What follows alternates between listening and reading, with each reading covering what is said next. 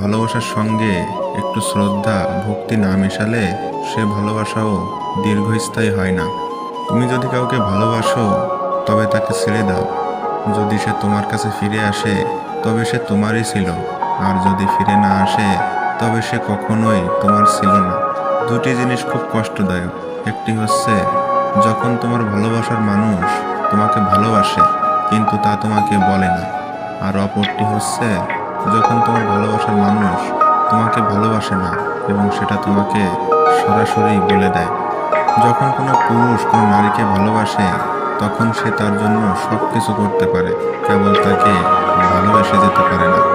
ভালোবাসা যা দেয় তার চেয়ে বেশি কেড়ে নেয়।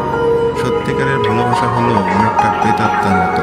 এ নিয়ে সবাই কথা বলে, কিন্তু শুধুমাত্র কয়েকজনই এর দেখা পায়।